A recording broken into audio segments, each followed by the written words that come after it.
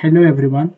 So in today's video, we are going to go over this paper titled Towards Fine-Grained Text Sentiment Transfer by Fuli Luo, Peng Li, Pengsheng Yang, Zhi Zhu, Yutong Tan, Baobao Shang, Zifang Sui, and Zhu Sun. I'm really sorry if I mispronounced any of those names. They are from Key Lab of Computational Linguistics, Peking University, Pattern Recognition Center, WeChat AI, Tencent, China, Computer Science and Technology, Beijing Normal University, and Pengcheng Laboratory, China. So, the abstract. In this paper, we focus on the task of fine grained text sentiment transfer, FGST. This task aims to revise an input sentence to satisfy a given sentiment intensity while preserving the original sentiment content. Different from conventional sentiment transfer tasks that only reverse the sentiment polarity of text, the FTST task requires more nuanced and fine-grained control of sentiment to remedy this. We propose a novel sequence to senti-sequence model. Specifically, the numeric sentiment intensity value is incorporated into the decoder via a Gaussian kernel layer to finally control the sentiment intensity of the output. Moreover, to tackle the problem of lacking parallel data, we propose a cycle reinforcement learning algorithm to guide the model training. In this framework, the elaborately designed rewards can balance both sentiment transformation and content preservation while not requiring any ground truth outputs. Experimental results show that our approach can outperform existing methods by a large margin in both automatic evaluation and human evaluation. Our code and data, including outputs of all baselines and our models, are available at. Okay, so I already have started this. So this is pretty interesting. So in their case, uh, the lower the sentiment, I guess, the more negative it is, and the higher, the more positive it is. And they are basically trying to change this sentiment score. Introduction. Text sentiment transfer aims to rephrase the input to satisfy a given sentiment label while preserving its original semantic content. It facilitates various NLP applications such as automatically converting the attitude of review and fighting against offensive language in social media. Previous work on text sentiment transfer mainly focused on the coarse grained level, so the reversal of positive and negative sentiment polarity. They are confined to scenarios where there are two discrete sentiment labels. To achieve more nuanced and precise sentiment control of text generation, we turn to fine grained text sentiment transfer, which revises a sequence to satisfy a given sentiment intensity while keeping the semantic content unchanged. Taking figure 1 as an example, given the input and 5 sentiment intensity values ranging from 0 most negative and 1 to most positive, the system generates 5 different outputs that satisfy the corresponding sentiment in a relative order. So this was the input sentence and they've changed the sentiment. Though there are two main challenges of FTST task, first it is tough to achieve fine-grained control of the sentiment intensity when generating sentence. Previous work about coarse-grained text sentiment transfer usually uses a separate decoder for each sentiment label or embeds each sentiment label into a separate vector.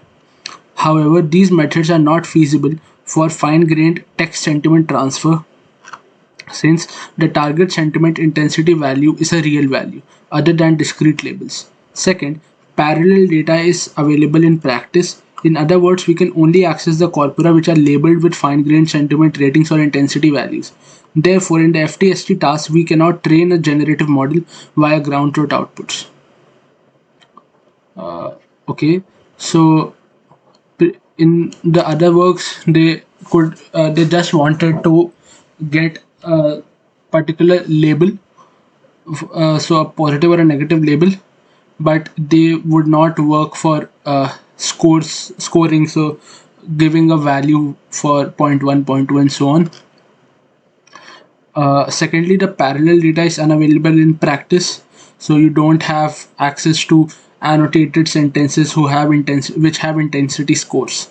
So you cannot train it via a generative model via ground truth output. So you cannot train a generative model and show, okay, this sentence has this intensity and you need to predict it. To tackle the two challenges mentioned above, we propose two corresponding solutions. First, in order to control the sentiment intensity of the generated sentence, we propose a novel sentiment intensity controlled sequence to sequence model, sequence to senti-sequence. It incorporates the sentiment intensity value into the conventional sequence to sequence model via a Gaussian kernel layer. So sequence to sequence model is basically a model where you have a sequence input and a sequence output, and generally these are so in earlier times these used to be RNNs and LSTMs, where you had at each time step you predicted the output. By this means, the model can encourage the generation of words whose sentiment intensity closer to the given intensity value during decoding. Second, due to the lack of parallel data, we cannot directly train the proposed model via maximum likelihood estimation. Therefore, we propose a cycle reinforcement learning algorithm to guide the model training without any parallel data. The designed reward can balance both sentiment transformation and content preservation while not requiring any ground truth output. Evaluation of the FTST task is also challenging and complex. In order to build a reliable automatic evaluation, we collect human references for FTST task on the Yelp review dataset via crowdsourcing and design a series of automatic metrics. The main contribution of the works are summarized below. We propose a sentiment intensity control generative model sequence to senti-sequence, in which a sentiment intensity value is introduced via a Gaussian kernel layer to achieve fine-grained sentiment control. In order to adapt to non-parallel data, we design a cycle reinforcement learning algorithm, uh, cycle RL, to guide the model training in a unsupervised way. Experiments show that the proposed approach can largely outperform state-of-the-art systems in both automatic and human evaluation.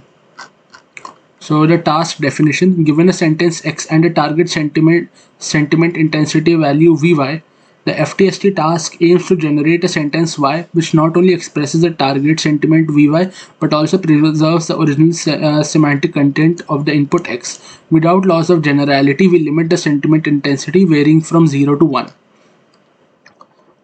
Sequence to sequence sentiment intensity controlled, sequence to senti-sequence sentiment intensity controlled sequence to sequence model. Figure 2 presents a sketch of the model proposed. The model is based on the encoder decoder framework, which makes a source sentence X as the input and outputs a target sentence Y with the given sentiment intensity Vy. In order to control the sentiment intensity of Y, we decode a Gaussian kernel layer into the decoder. So the encoder okay, let's just read through this and then we'll have a look at the figure. So the encoder, we use a bidirectional RNN as the encoder to capture source content information. Each word is first represented by its semantic representation mapped by the semantic embedding EC. The RNN reads the semantic representations from both directions and computes the forward hidden states and the backward hidden states for each word. We finally obtain the hidden state representation by concatenating the hidden states from both the direction. Okay, so this makes sense. For a decoder, given the hidden representation of the input sentence X and a target sentiment intensity value Vy, the decoder aims to generate a sentence Y which does not only describe the same content but also gets the sentiment value as close to this. So in order to achieve the aim of controlling sentiment during decoding, we firstly embedded each word with an additional sentiment representation besides the original semantic representation. The semantic representation characterizes the semantic content of the word, while the sentiment representation characterizes its sentiment intensity. Formally, the hidden state ST of the decoder at time step T is, so you predict ST using ST minus 1, so the token at the previous time step. Then you use the the semantic embedding on the T minus 1 token concatenated with the what's ES. Okay, so they've described it ahead. Let's just read through it. Where ES YT minus 1 refers to the semantic representation by the semantic embedding matrix. EC YT minus 1 is the semantic representation, and the context vector CT is computed by the attention mechanism. So ES is the semantic representation of the word YT minus 1, and EC is the semantic representation. So, oh, sorry, I'm reading this wrong. This is the sentiment representation. So ES is the sentiment representation of the previous word.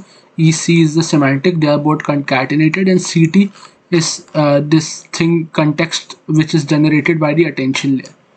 So here you have like C5, which is generated by the attention layer for the fifth token.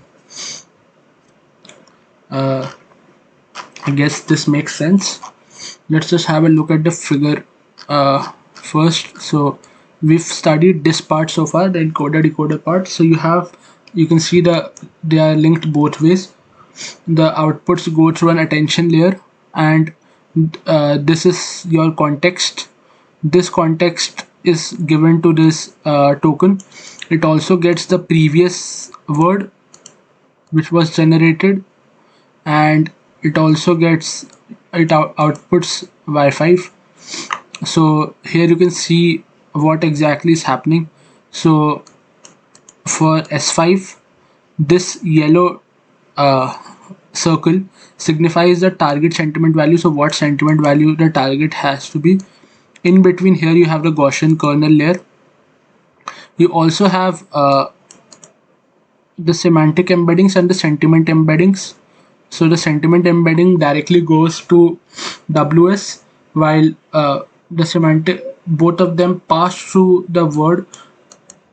So the semantic embedding for the previous token and the the sentiment is the green one. So the sentiment embedding and the semantic and the sentiment, both of them go through the fifth hidden layer, and the output goes through the WC, which is for the semantic matrix, and WS is, I guess, the sentiment matrix, the weights. They both generate outputs, and both of them are then concatenated to give the added to give the sum output. Okay, so considering two goals of FTST task, sentiment transformation and content preservation, we model the final generation probability into a mixture of semantic probability and sentiment probability, where the former evaluates content preservation, so sentiment semantic probability models content preservation, and the latter measures sentiment transformation. Similar to the traditional sequence to sequence model, the semantic probability distribution over the whole vocabulary is, so you have this trainable weight matrix, which is this matrix which is being trained, times the output, so the time output at timestamp t, both of them get multiplied to give you this the probability distribution for the semantic probability. So the sentiment probability measures how close the sentiment intensity of the generated sequence to the target Vy is. So normally each word has a specific sentiment intensity. For example, the word OK has a positive intensity around 0.6 and so on. However, when involving to the previous generated words, the sentiment intensity of the current generated word may be totally different. For example, the phrase not good has a negative intensity of 0.3, while extremely good has 0.9. That is to say, the sentiment intensity of each word at timestamp t should be decided by both the sentiment representation ES of that word and the current decoder state ST. Therefore, so ES is the input from the previous token, so extremely or poorly and so on. Therefore, we define a sentiment intensity prediction GES, ST. So it takes this sentiment embeddings and the token as follows. So this is the sigmoid of you apply the sigmoid on WS times ST. WS is a trainable matrix, and ST is basically the this token, and both of these get multiplied, and then you multiply it by ES, which is the sentiment embedding. So the product of these three matrices gives you this function, which is dependent on essentially ES and ST, because WS once trained is fixed, and sigmoid is used to scale the predicted intensity value to 0 to 1. So you want them to be on the same scale. Intuitively, in order to achieve fine-grained control of sentiment, words whose sentiment intensities are closer to the target sentiment intensity value Vy should be assigned a higher probability. So take figure 2 as an example. The word good should be assigned a higher probability than the word bad. Thus, so for here the word the food is good, I guess, is better than the food is bad, because the original sentence was the food is okay. Thus the predicted intensity of G good comma S4. So since you had the token at time t, and you had ES, so this would be good, and this would be this sorry this ES, sorry, ES is your sentiment embedding, right? So you pass in the word good and S4, so it would be closer to the sentiment intensity than having the word bad in S4.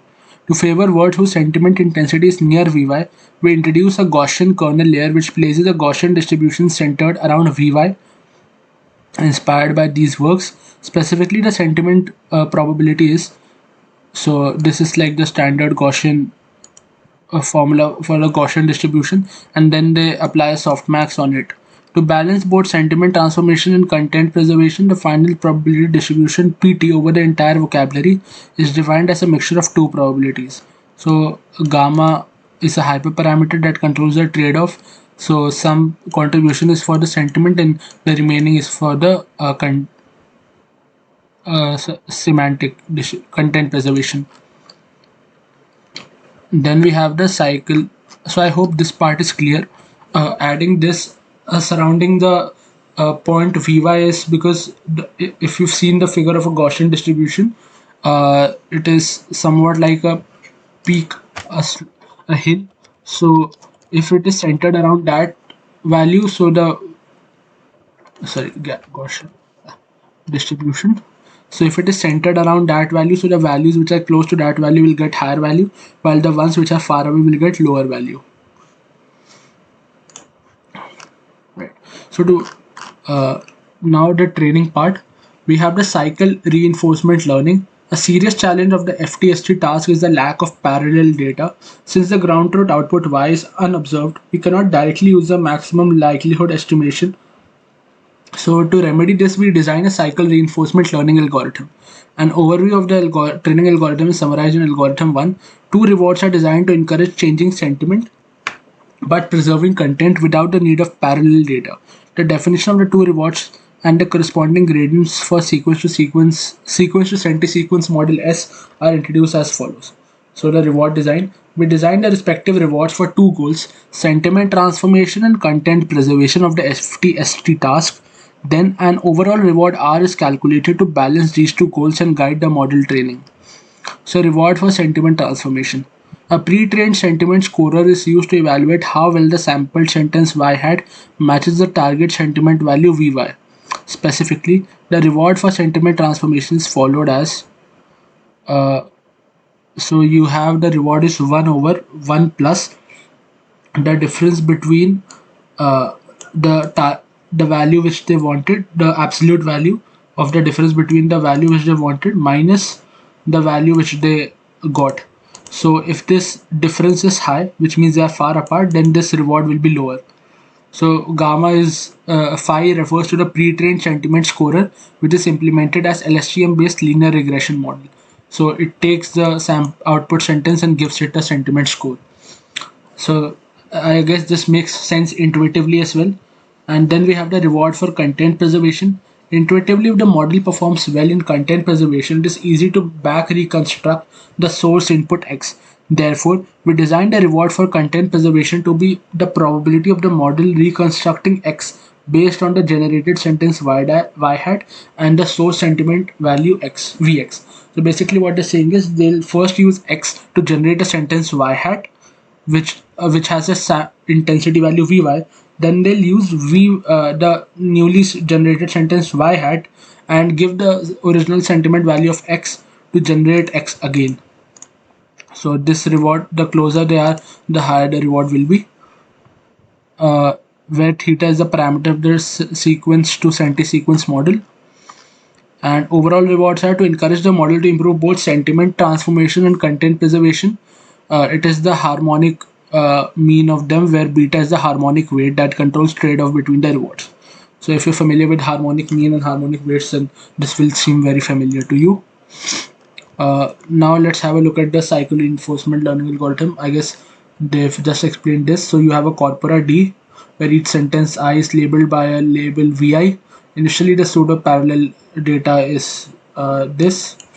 So we pre-train the sequence to senti-sequence model using this pseudo parallel data.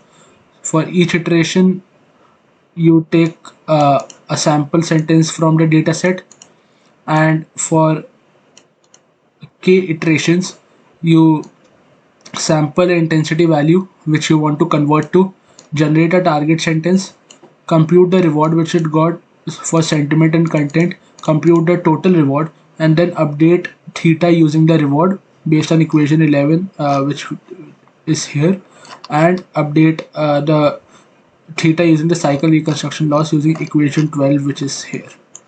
So we'll have a look at those two, but this seems pretty straightforward to me right now. So for optimization, so far we've just seen the rewards. We need to know how they are going to update the gradients. So the goal of RL learning is RL training is to minimize the negative expected reward. So where y hat k is the kth sampled sequence according to the probability distribution P, rk is the reward of y hat k, and theta is the parameter of the proposed model. So by means of policy gradient method, for each training example, the expected gradient can be approximated as, so this is based on some prior work which they say this can be done this way. I'm not sure how this works out mathematically, but I feel it's safe to assume that they wouldn't write just anything. This would of course be correct, where k is the sample size and b is the greedy search decoding baseline that aims to reduce the variance of gradient estimate, which is implemented in the same way as Perlers et al. Nevertheless, the RL training strives to optimize a specific metric which may not guarantee the fluency of the generated text and usually faces the unstable training problem. So this is quite common with our reinforcement learning training. The most direct ways to expose the sentences which are from the training corpus to the decoder and train via maximum likelihood estimation, also MLE. I think that's what it is, also called teacher forcing.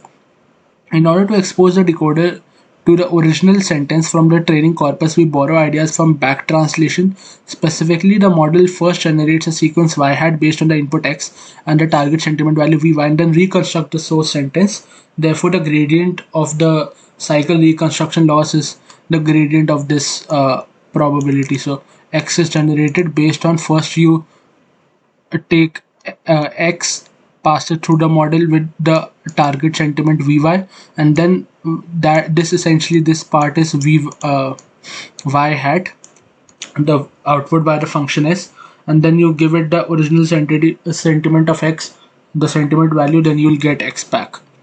Finally, we alternately update the model parameters. Alright, so I guess this makes sense. Experimental setup. In this section, we introduce the dataset experiment settings, baselines, and evaluation metrics. So the dataset. We conduct experiments on the Yelp dataset, which consists of a large number of product reviews. Each review is assigned a sentiment rating between 1 to 5. Since the label inconsistency between humans is more serious in fine-grained ratings, we reward the rating for the sentences which have a Jacquard similarity more than 0.9. Then average ratings are normalized between 0 and 1 as the sentiment intensity. Other data pre-processing is the same as Shen et al. Finally, we obtain 640k sentences. We randomly hold 630k for training, 10k for validation, and 500 for testing. Even though the sentiment intensity distribution of training's dataset is not uniform, the proposed framework consists of a uniform data augmentation, which generates sentences whose intensity is from 0 to 1, with a step of 0.05 to guide the model training. So this is step 6 in algorithm 1. Step 6. So this part where you randomly sample a target sentiment value. Experiment setting, we tune hyperparameters on the validation set. The size of vocabulary is set to 10k. Both the semantic and sentiment embeddings are 300 dimensional and are learned from scratch. We implement both decoder and encoder as a one-layer LSTM with a hidden size of 256, and former is bidirectional. Since we saw encoder is bidirectional, the batch size is 64. We pre-train our model for 10 epochs with the MLE loss using pseudo-parallel sentences conducted by Jacquard similarity, which is same as Liao et al. Harmonic weight beta is 1 and gamma is zero point 0.5. The standard deviation is set to 0.01 for yielding a suitable peaked distribution. The sample size k is set to 16. The optimizer is Adam with 10 to the power minus 3 initial learning rate and 10 to the power minus 5 for cycle RL training. Dropout is used to avoid overfitting. So I guess this was pretty self-explanatory. They just showed what hyperparameters they use and what they did. So the baselines. We compare our proposed model with the following two series of state-of-the-art systems. So fine-grained systems aim to modify an input sentence to satisfy a given sentiment intensity. Liao et al. 2018 constructs pseudo-parallel corpus to train a model which is combination of a revised variational autoencoder and a coupling component modeling pseudo-parallel data with 3 extra losses. What's more, we also consider SC sequence to sequence, which is another model, which is a special specificity controlled sequence to sequence model proposed in dialogue generation. In order to adapt to this unsupervised task, the proposed cycle RL training algorithm is used to train the SC sequence to sequence model. So these are the models which they compare against. So for coarse-grained systems, aim to reverse the sentiment totally, which can be regarded as a special case where intensity is set below average negative or above average positive. We compare our proposed method with the state-of-the-art cross-align multi-decoder delete retrieve and unpaired. So now let's have a look at the evaluation metrics. They adopt automatic and human evaluations. Automatic evaluation of FTST is an open and challenging issue. Thereby, we adopt a combination of multiple evaluation methods.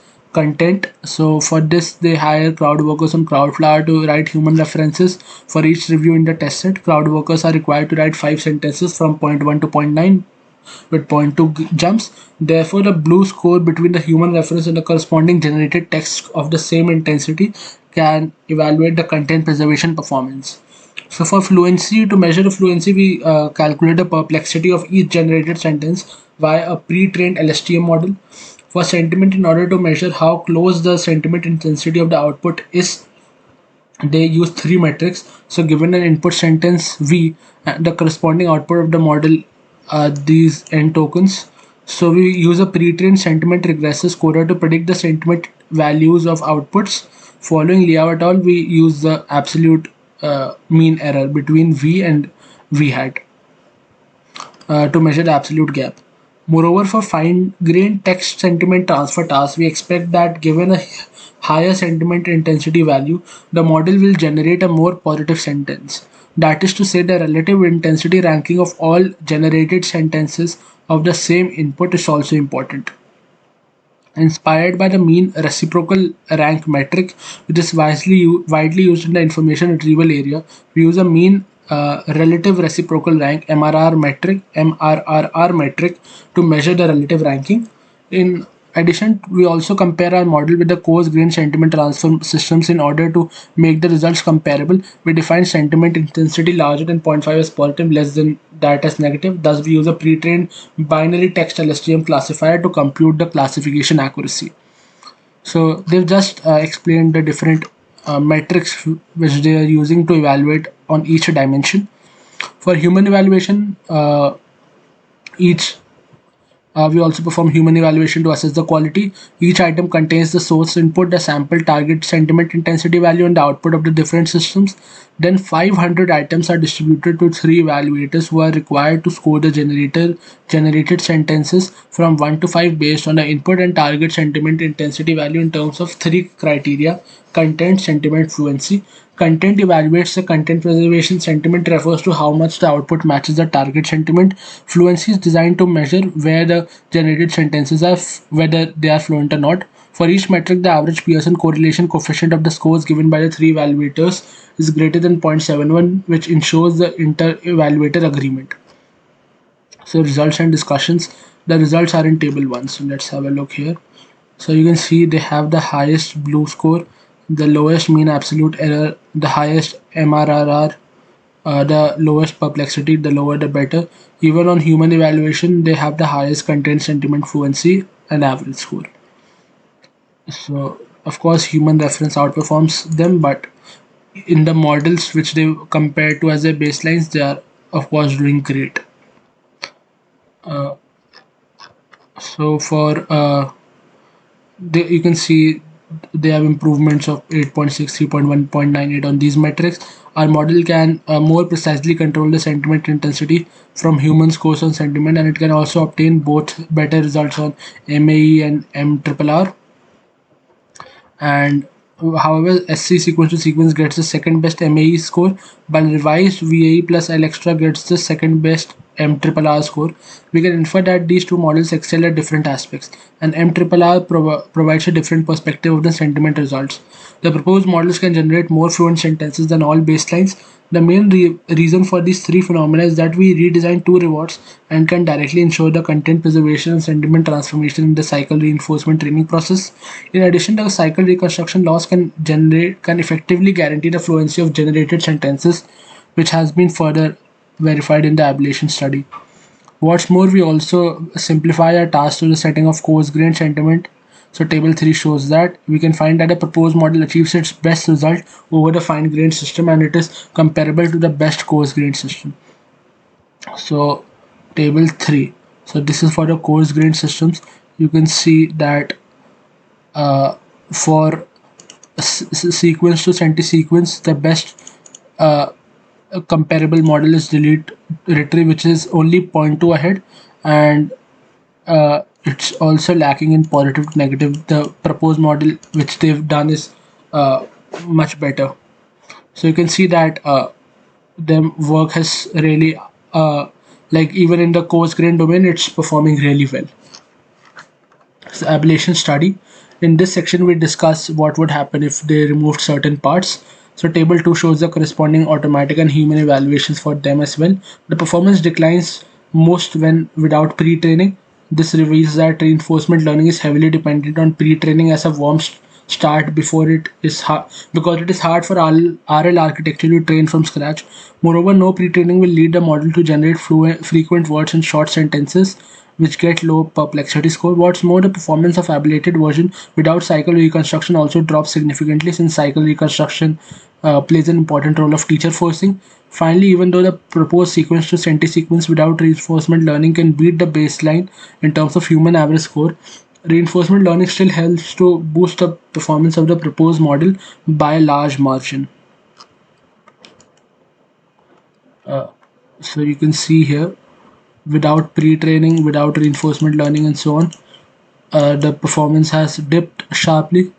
Without pre-training, the perplexity is lower, but this does not really help out, because this perplexity is lower due to the fact that it generates frequent words and short sentences.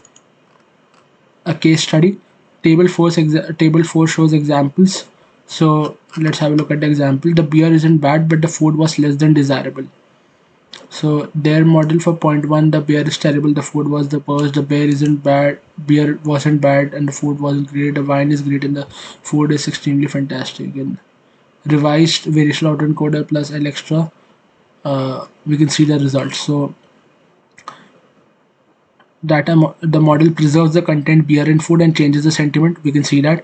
More importantly, our model can capture the subtle sentiment differences in words. So the worst, bad, okay, good, extremely fantastic, these are all different scales.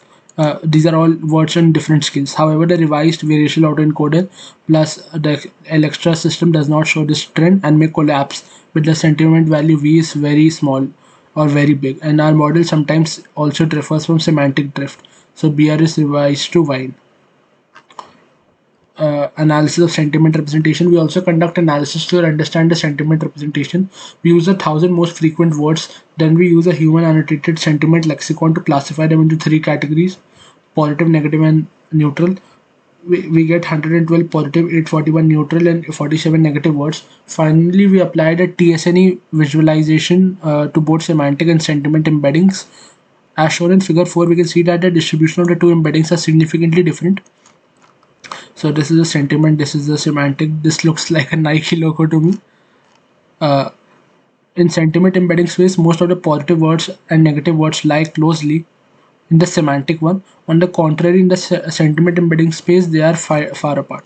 So you can see the blue ones are positive, the red ones are negative, and this makes sense as well.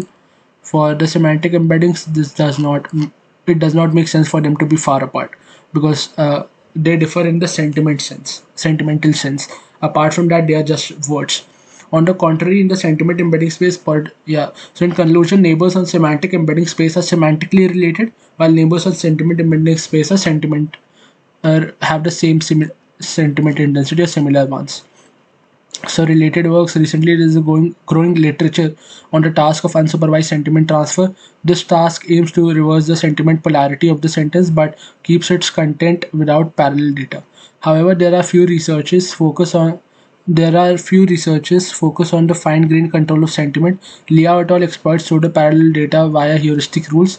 Thus, this task turns this task into a supervised setting. Then they propose a VA to first disentangle the content and source and then combine them. However, the quality of the pseudo parallel data is not satisfactory, which seriously affects the VA. Different from them, we dynamically update the pseudo parallel data via on the fly back translation during training, which we saw. There are other tasks of NLP also which show some interest in having control, uh, being able to control the fine-grained attribute. For example, Zhang et al. And Qi et al. Propose to control the specificity and diversity in language generation. We borrow ideas from these works, but the motivation and proposed methods of our work are far cry from them. The main differences are, since sentiment is dependent on local context while specificity is independent of local context, there is a series of design in a model to take the local context ST into consideration. So we had these equations where we were using the embeddings to incorporate ST.